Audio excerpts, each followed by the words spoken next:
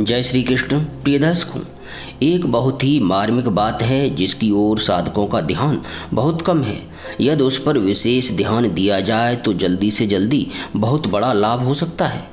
साधकों के भीतर एक गलत धारणा दृढ़ता से जमी हुई है कि जैसे संसार का कोई काम करते करते होता है, तत्काल नहीं होता, वैसे ही अर्थात उसी रीति से भगवान की प्राप्ति भी साधन करते करते होती है, तत्काल नहीं होती।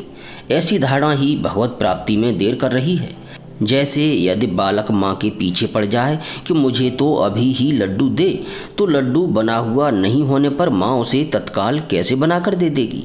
यद्यपि माँ का अपने बालक पर बड़ा स्नेह, बड़ा प्यार है, क्योंकि उसके लिए अपने बालक से बढ़कर प्यारा और कौन है, परंतु फिर भी लड्डू बनाने में समय तो लगेगा ही।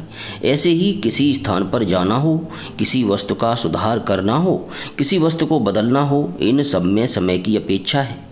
तात्पर्य यह है कि सांसारिक वस्तु को प्राप्त करने में तो समय लगता है, परंतु भगवान को प्राप्त करने में समय नहीं लगता। यह एक बहुत मार्मिक बात है, सूक्ष्म विषय है। हम सब के सब परमात्म रूप कल्प वृक्ष की छाया में रहते हैं। इस कल्प वृक्ष की छाया में रहते हुए यदि हम ऐसा भाव रखते हैं कि बहुत साधन करने पर भविष्य में कभी भगवत प्राप्ति होगी, तो अपनी धारणा के अनुसार भगवान भविष्य में ही कभी मिलेंगे। प्रिय साधकों, यदि हम ऐसा भाव बना लें कि भगवान तो अभी मिलेंगे, तो वे अभी ही मिल जाएंगे। भगवान ने स्वयं कहा भी है, ये यथा माम प्रपद्यन्ते तांस्तथैव भजाम्यहम्। जो मुझे जिस प्रकार भजते हैं, मैं भी उनको उसी प्रकार भजता हूँ। अतः भगवान की प्राप्ति में भविष्य नहीं है, हम लोगों की भावना में ही भविष्य है। इस विषय में एक बात विशेष महत्व की है कि संसार के जितने भी काम हैं, सबके सब बनने और बिगड़ने वाले हैं। बनने वाले काम में देर लगती है, परंतु बने बनाए अर्थात विद्यमान काम में देर कैसे लग सकती है। परमात्मा भी विद्यमान है और हम भी विद्यमान हैं। उनके और हमारे बीच देश काल आदि का कोई भी व्यवधान नहीं है, फिर परमात्मा की प्राप्ति में देर क्यों लगनी चाहिए। प्रिय भक्तों, भगवान सब समय में, सब देश अर्थात स्थान में, सब वस्तुओं में तथा सब प्राणियों में विद्यमान हैं। समय, देश, वस्तु, प्राणी आदि सबके सब बदलने वाले हैं, अर्थात निरंतर नहीं रहते। इसके विपरीत हम स्वयं भी निरंतर रहने वाले हैं और भगवान भी। ऐसे भगवान को प्राप्त करने के लिए हमने ऐसी धारणा बना ली है कि जब संसार का कोई साधारण काम भी शीघ्र नहीं होता, तब जो सबसे महान हैं उन भगवान की प्राप्ति का कार्य शीघ्र कैसे हो जाएगा। परंतु वास्तव में सबसे ऊंची वस्तु सबसे सहज सुलभ भी होती है। भगवान सबके लिए हैं और सबको प्राप्त हो सकते हैं। स्वयं हमने ही भगवान की प्राप्ति में आड़ लगा रखी है कि वे वैरागी त्यागी पुरुषों को मिलते हैं, हम गृहस्थियों को कैसे मिलेंगे। वे जंगल में रहने वालों को मिलते हैं, हम शहर में रहने वालों को कैसे मिलेंगे। कोई अच्छे गुरु नहीं मिलेंगे तो भगवान कैसे मिलेंगे। कोई बढ़िया साधन नहीं करेंगे तो भगवान कैसे मिलेंगे। आजकल भगवत प्राप्ति का मार्ग बतलाने वाले कोई अच्छे महात्मा भी नहीं रहे तो हमें भगवान कैसे मिलेंगे। हमारे भाग्य में ही नहीं है तो भगवान कैसे मिलेंगे। हम तो अधिकारी ही नहीं हैं तो भगवान हमें कैसे मिलेंगे। हमारे कर्म ही ऐसे नहीं हैं तो हमें कैसे मिलेंगे भगवान। इस प्रकार न जाने कितनी आड़ें हमने स्वयं ही लगा रखी हैं। भगवान को हमने इन आड़ों के पहाड़ों के नीचे दबा दिया है। ऐसी स्थिति में बेचारे भगवान क्या करें, हमें कैसे मिले। पार्वती ने तप करने से ही शिवजी मिलेंगे, ऐसा भाव रखकर स्वयं ही शिवजी की प्राप्ति में आड़ लगा दी थी। इसी कारण उन्हें तप करना पड़ा। तपस्या का भाव भीतर रहने के कारण तप करने से ही शिवजी मिले। इसी प्रकार भाव के कारण ही ध्रुव को 6 मास के तप के बाद भगवान मिले। भगवान के मिलने में वस्तुतः कोई देर नहीं लगी। जिस समय ऐसा भाव हुआ कि अब मैं भगवान के बिना रह नहीं सकता, उसी समय भगवान मिल गए। किसी योग्यता के बदले में भगवान मिलेंगे, यह बिल्कुल गलत धारणा है। यह सिद्धांत है कि किसी मूल्य के बदले में जो वस्तु प्राप्त होती है वह वस्तुतः उस मूल्य से कम मूल्य की ही होती है। यदि दुकानदार किसी वस्तु को 100 रुपये में बेचता है तो निश्चय ही दुकानदार ने उस वस्तु को 100 रुपये से कम मूल्य में खरीदा होगा। इसी प्रकार यदि हम ऐसा मानते हैं कि विशेष योग्यता अथवा साधन, यज्ञ, दान आदि बड़े बड़े कर्मों से भगवान मिलते हैं, तो भगवान उनसे कम मूल्य में ही हुए, परंतु भगवान किसी से कम मूल्य के नहीं हैं, इसलिए वे किसी साधन संपत्ति से खरीदे नहीं जा सकते। यदि किसी मूल्य के बदले में भगवान मिलते हैं तो ऐसे भगवान मिलकर भी हमें क्या निहाल करेंगे, क्योंकि उनसे बढ़िया अर्थात अधिक मूल्य की वस्तुएं, योग्यता, तप, दान आदि तो हमारे पास पहले से ही हैं। हम जैसा चाहते हैं वैसे ही भगवान हमें मिलते हैं।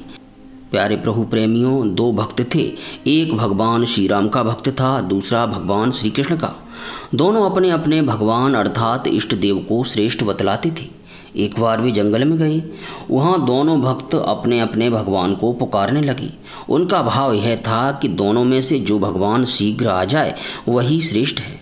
भगवान श्री कृष्ण शीघ्र प्रकट हो गए, इससे उनके भक्त ने उन्हें श्रेष्ठ बतला दिया। थोड़ी देर में भगवान श्री राम भी प्रकट हो गए। इस पर उनके भक्त ने कहा कि आपने मुझे हरा दिया। भगवान श्री कृष्ण तो पहले आ गए, पर आप देर से आए, जिससे मेरा अपमान हो गया। भगवान श्री राम ने अपने भक्त से पूछा, तूने मुझे किस रूप में याद किया था? भक्त बोला, राजाधिराज के रूप में। तब भगवान श्री राम बोले, बिना सवारी के राजाधिराज कैसे आ जाएंगे? पहले सवारी तैयार होगी तभी तो वे आएंगे। कृष्ण भक्त से पूछा गया तो उसने कहा, मैंने तो अपने भगवान को गाय चराने वाले के रूप में याद किया था कि वे यहीं जंगल में गाय चराते होंगे, इसीलिए वे पुकारते ही तुरंत प्रकट हो गए। दुशासन के द्वारा भरी सभा में चीर खींचे जाने के कारण द्रौपदी ने द्वारकावासिन कृष्ण कहकर भगवान को पुकारा, तो भगवान के आने में थोड़ी देर लगी। इस पर भगवान ने द्रौपदी से कहा कि तूने मुझे द्वारकावासिन अर्थात द्वारका में रहने वाले कहकर पुकारा, इसलिए मुझे द्वारका जाकर फिर वहाँ से आना पड़ा। यदि तू कहती कि यहीं से आ जाओ तो मैं यहीं से प्रकट हो जाता। भगवान सब जगह हैं, जहाँ हम हैं वहीं भगवान भी हैं। भक्त जहाँ से भगवान को बुलाता है वहीं से भगवान आते हैं। भक्त की भावना के अनुसार ही भगवान प्रकट होते हैं। जाके हृदय भगत जस प्रीति, प्रभु तहें प्रगट सदा तेहि रीति। हरि व्यापक सर्वत्र समाना, प्रेम ते प्रगट होए मैं जाना। देश काल दिश विदिशहु माही, कहाँ सो कहाँ जहाँ प्रभु नाही। जब भगवान श्री कृष्ण गोपियों के विष से अंतर्धान हो गए तो गोपियाँ पुकारने लगीं, हे प्रिय, तुम में अपने प्राण समर्पित कर चुकने वाली हम सब तुम्हारी प्रिय गोपियाँ तुम्हें सब ओर ढूंढ रही हैं, अतएव अब तुम तुरंत दिख जाओ। गोपियों की पुकार सुनकर ठीक उसी समय उनके बीचों बीच भगवान श्री कृष्ण प्रकट हो गए।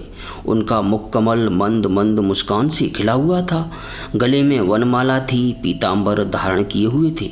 उनका यह रूप क्या था, सबके मन को मत डालने वाले कामदेव के मन को भी मथने वाला था। इस प्रकार गोपियों ने प्यारे दिख जाओ, दयित दृश्यताम ऐसा कहा तो भगवान वहीं दिख गए। यदि वे कहती कि कहीं से आ जाओ तो भगवान वहीं से आते। भगवान की प्राप्ति साधन के द्वारा होती है, यह बात भी यद्यपि सच्ची है, परंतु इस बात को मानकर चलने से साधक को भगवत प्राप्ति देर से होती है। यदि साधक का ऐसा भाव हो जाए कि मुझे तो भगवान अभी मिलेंगे, तो उसे भगवान अभी ही मिल जाएंगे। वे यह नहीं देखेंगे कि भक्त कैसा है कैसा नहीं है। कांटों वाले वृक्ष हों, घास हो, खेती हो, पहाड़ हो, रेगिस्तान हो या समुद्र हो, वर्षा सब पर समान रूप से बरसती है। वर्षा यह नहीं देखती कि कहाँ पानी की आवश्यकता है और कहाँ नहीं। इसी प्रकार जब भगवान कृपा करते हैं तो यह नहीं देखते कि यह पापी है या पुण्यात्मा, अच्छा है या बुरा। वे सब जगह बरस जाते हैं अर्थात प्रकट हो जाते हैं। पापी से पापी पुरुष को भी भगवान मिल सकते हैं।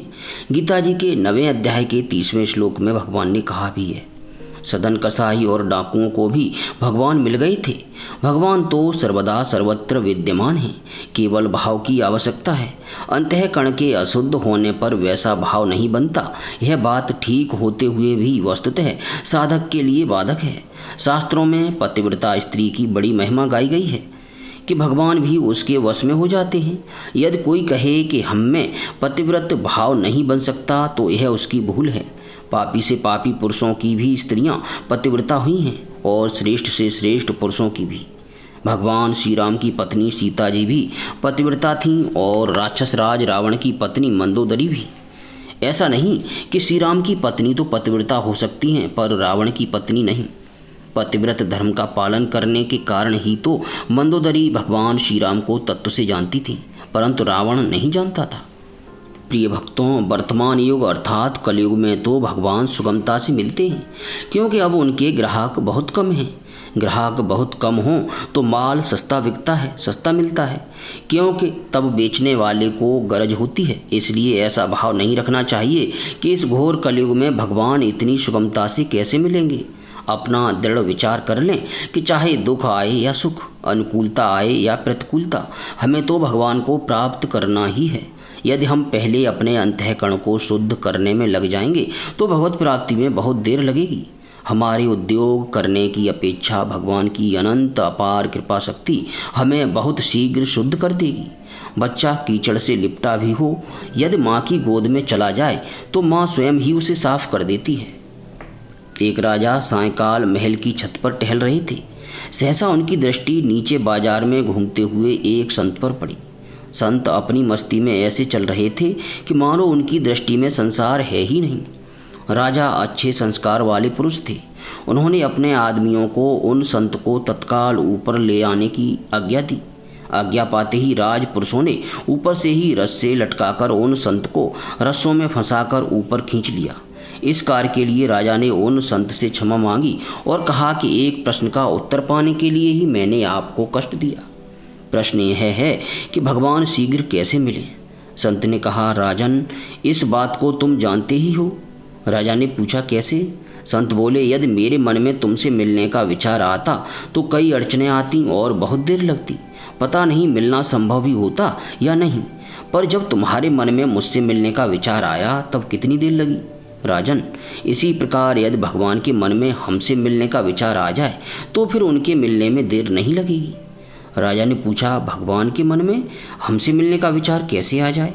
संत बोले, तुम्हारे मन में मुझसे मिलने का विचार कैसे आया? राजा ने कहा, जब मैंने देखा कि आप एक ही धुन में चले जा रहे हैं और सड़क, बाजार, दुकानें, मकान, मनुष्य आदि किसी की भी तरफ आपका ध्यान नहीं है, तब मेरे मन में आपसे मिलने का विचार आया। संत बोले, राजन, ऐसे ही तुम एक ही धुन में भगवान की तरफ लग जाओ, अन्य किसी की भी तरफ मत देखो। उनके बिना रह न सको तो भगवान के मन में तुमसे मिलने का विचार आ जाएगा और वे तुरंत मिल जाएंगी। अनन्य चेता सततम यो माम स्मरति नित्यसः तस्याहम सुलभः पार्थ नित्ययुक्तस्य योगिनः। गीता जी के 8वें अध्याय का 14वां श्लोक। प्रिय भक्तों, भगवान ही हमारे हैं, दूसरा कोई हमारा है ही नहीं। भगवान कहते हैं, सर्वस्य चाहम हृदय सन्निविष्टः, मैं संपूर्ण प्राणियों के हृदय में स्थित हूँ। मया तत्मिदं सर्वम जगद व्यक्त मूर्तिना, मुझ निराकार परमात्मा से यह जगत जल से बर्फ के सदृश परिपूर्ण है। भगवान हृदय में ही नहीं अपितु दिखने वाले समस्त संसार के कण कण में विद्यमान हैं। ऐसे सर्वत्र विद्यमान परमात्मा को जब हम सच्चे हृदय से देखना चाहेंगे तभी वे दिखेंगे। यदि हम संसार को देखना चाहेंगे तो भगवान बीच में नहीं आएंगे, संसार ही दिखेगा। हम संसार को देखना नहीं चाहते, उससे हमें कुछ भी नहीं लेना है, न उसमें राग करना है न द्वेष। हमें तो केवल भगवान से प्रयोजन है। इस भाव से हम एक भगवान से ही घनिष्ठता कर लें। भगवान हमारी बात सुने या न सुने, माने या न माने, हमें अपना लें या ठुकरा दें, इसकी कोई परवाह न करते हुए हम भगवान से अपना अटूट संबंध, जो कि नित्य है, जोड़ लें। जैसे माता पार्वती ने कहा था, जन्म कोटि लगे रगर हमारी, बराऊं शंभु न तरहूं कुआरी, तजाउन नारद कर उपदेशु, आप कहें सत बार महीसु। पार्वती के मन में यह भाव था कि शिवजी में ऐसी शक्ति ही नहीं कि वे मुझे स्वीकार न करें। इसी प्रकार हम सबका संबंध भगवान के साथ है। हम भगवान से विमुख भले ही हो जाएं, पर भगवान हमसे विमुख कभी हुए नहीं, हो सकते नहीं। हमारा त्याग करने की उनमें शक्ति नहीं है। प्यारे प्रभु प्रेमियों, बच्चा खेलना छोड़ दे और रोने लग जाए तो माँ को अपना सब काम छोड़कर उसके पास आना पड़ता है और उसे गोद में बैठाकर दुलारना पड़ता है। परंतु यदि बच्चा खेल में लगा रहे तो माँ निश्चिंत रहती है। इसी प्रकार यदि हम भगवान के लिए व्याकुल न होकर सांसारिक वस्तुओं में ही प्रसन्न रहते हैं तो भगवान निश्चिंत रहते हैं और हमसे मिलने नहीं आते। यदि बच्चा लगातार रोने लग जाए और माँ के बिना किसी भी वस्तु अर्थात खिलौने आदि से प्रसन्न न हो तो घर के सभी लोग बच्चे के पक्ष में हो जाते हैं और उसकी माँ को कहते हैं, बच्चा रो रहा है और तुम काम में लगी हो। आग लगे तुम्हारे काम को, शीघ्र बच्चे को गोद में ले लो। उस समय माँ कितना ही आवश्यक कार्य क्यों न कर रही हो, बच्चे के रोने के आगे उस कार्य का कोई मूल्य नहीं रहता। इसी प्रकार हम एकमात्र भगवान के लिए रोने लग जाएं तो भगवत धाम के सब संतजन हमारे पक्ष में हो जाएं। वे सभी कहने लग जाएं, महाराज बच्चा रो रहा है, आप मिलने में देर क्यों कर रहे हैं? फिर भगवान के आने में कोई देर नहीं लगती। हाँ, जब बच्चा खिलौने से खेल भी रहा हो और ऊपर से ऊँ भी कर रहा हो, तब माँ उसे गोद में नहीं लेती। इसी प्रकार हम सांसारिक खिलौने से भी खेलते हों और रोने का ढोंग भी करते हों, तब भगवान नहीं आते। वे हमारे आंतरिक भाव को देखते हैं, क्रिया को नहीं। मान, आदर, सुख, आराम, धन संपत्ति, सिद्धियाँ आदि सब सांसारिक खिलौने हैं। माँ की गोद, उसका प्यार, खिलौने आदि सब कुछ बच्चे के लिए ही होते हैं। ऐसे ही भगवान की गोद, उनका प्यार तथा उनके पास जो भी सामग्री है सब भक्त के लिए ही होती है। भगवान के लिए भक्त से बढ़कर कुछ भी नहीं है। यदि हम किसी भी वस्तु में प्रसन्न न होकर भगवान को पुकारने लगें तो वे तत्काल आ जाएं। इसमें भविष्य की क्या बात है? माँ बच्चे की योग्यता को देखकर उसके पास नहीं आती। वह यह नहीं देखती कि बच्चा बहुत सुंदर है, विद्वान है या धनवान है। बच्चे में माँ को बुलाने की यही एक योग्यता है कि वह केवल माँ को चाहता है और माँ के सिवा किसी दूसरी वस्तु से प्रसन्न नहीं होता। भगवान के साथ हमारा संबंध स्वतंत्रता से स्वाभाविक है। सांसारिक पदार्थों के साथ हमारा संबंध स्वाभाविक नहीं है। मन, बुद्धि, इंद्रियां, शरीर आदि सब पदार्थ निरंतर बहे जा रहे हैं। उनके साथ हमारा कोई संबंध नहीं है। भगवान ही हमारे हैं। बच्चे में कोई योग्यता, विद्वता, शूरवीरता आदि नहीं होती। केवल उसमें माँ मेरी है ऐसा माँ में मेरापन होता है। इस मेरापन में बड़ी भारी शक्ति है जो भगवान को भी खींच सकती है। इसी के कारण प्रहलाद ने पत्थर से भी भगवान को निकाल लिया। प्रिय भक्तों, संसार का हमसे प्रतिक्षण वियोग हो रहा है। शरीर, कुटुंब, धन संपत्ति आदि सब पदार्थ पहले नहीं थे और बाद में भी नहीं रहेंगे। दृश्य मात्र निरंतर आदर्शन को प्राप्त होता चला जा रहा है। कोई पदार्थ 60 वर्ष तक रहने वाला हो तो 1 वर्ष बीत जाने पर वह 59 वर्ष का ही रहेगा, क्योंकि वह निरंतर नाश की ओर जा रहा है। हम नहीं रहने वाले सांसारिक पदार्थों को अपना मानते हैं और सदा रहने वाले परमात्मा को अपना नहीं मानते। यह बड़ी भारी भूल है। भगवान वर्तमान में हैं और हमारे हैं, इस बात पर हम दृढ़तापूर्वक डट जाएं तो भगवान वर्तमान में ही मिल जाएंगे। केवल उत्कट अभिलाषा होने की देर है, भगवान के मिलने में देर नहीं। अपने भाव के अनुसार चाहे आज भगवान को प्राप्त कर लो, चाहे भविष्य में, वर्षों या जन्मों के बाद। भगवत प्राप्ति की उत्कट अभिलाषा जागृत करने का उपाय है संपूर्ण सांसारिक इच्छाओं का त्याग और दूसरे हमसे जो न्यायोक्त इच्छा करे उसे यथाशक्ति पूरी कर देना। प्रिय भक्तों, वीडियो को अधिक से अधिक शेयर करके आध्यात्मिक क्षेत्र में भगवत प्राप्ति के मार्ग में अपना सहयोग हमें प्रदान करें। किसी प्रकार की त्रुटि के लिए आप सभी भक्तों से क्षमा चाहते हुए विनम्र विनती है कि अपने हृदय मंदिर में युगल स्वरूप का ध्यान करते हुए, उस परम ब्रह्म का ध्यान करते हुए प्रेम से बोलिए, हरे कृष्ण कृष्ण कृष्ण हरे हरे, हरे राम राम राम हरे हरे।